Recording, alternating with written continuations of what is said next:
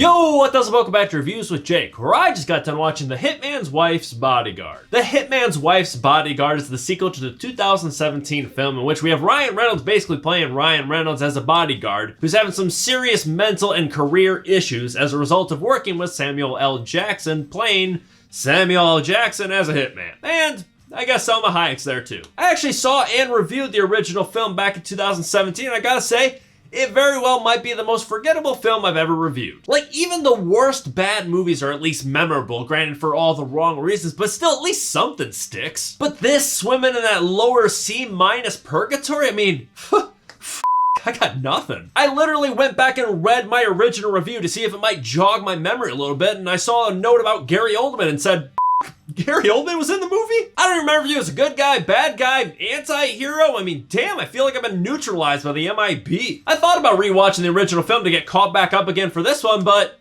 nah. Do you know how hard it is to put oneself through that, to sit down and watch a movie you know is painfully average? I mean, damn.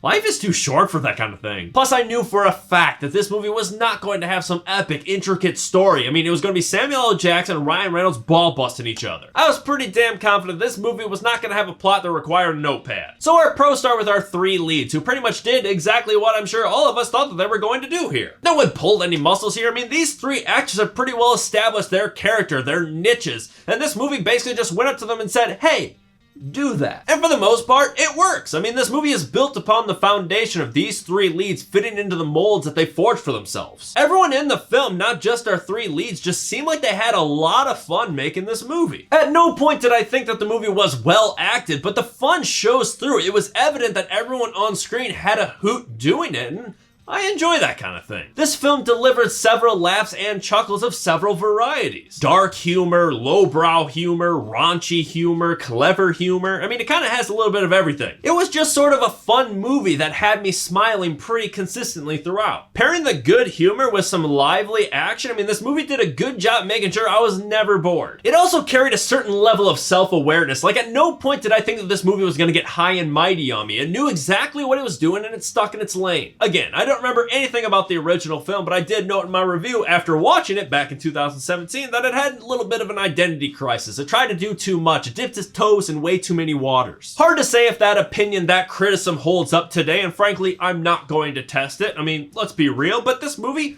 I don't think had that sort of issue. This movie knew it was absurd and just sort of leaned into the skid to give us a dumb, fun popcorn movie. So as you'd imagine with a dumb, fun popcorn movie, it has its fair share of problems. For starters, the film's editing was insanely jumpy and choppy. This refers to not only the editing and the action sequences, which were jarring as hell, you know, shaky cam, quick editing, jump cuts, I mean, it was absolute chaos. But it also refers to the overall flow and pacing of the film. I mean, it just kind of jumped all over the place for the entire hour and 40 minutes. Not only in terms of the plots and scenarios, but locations as well. I feel like there was a lower third in the corner every 5 minutes to tell us which city we're in now. I, for one, was not in the mood to perpetually look at a map. I mean, I'm watching a movie, I'm not trekking through the Alps. On top of it just being all over the place, I mean, the plot was just kind of stupid and filled with very disposable characters. There's just so much going on here. I mean, there's so many flower seeds planted in front of us and not one of them gets enough water to grow into anything that we give a damn about. I felt nothing towards any character, any relationship in this movie because frankly, it was just sort of too ridiculous for me to put any emotional investment into. But again, it is a dumb, fun movie. They're not trying to make us feel anything besides delight. The problem was I did not feel enough delight. Yes, I did smile pretty consistently throughout the movie, but if you're putting all of your eggs into the comedy basket, I kind of want to do a little bit more than smile. All in all, this movie is a little fun and a lot of stupid, but I can't deny that it held my attention for an hour and a half. That being said, it was incredibly forgettable and disposable, so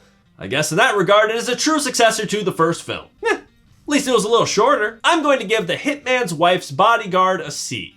On the note of the length, funny story. On the day that I decided to go see this movie, I Googled up my local theater to get movie times, and I saw that this movie had a listed 2 hour and 57 minute runtime. I'm like, what in the actual f***?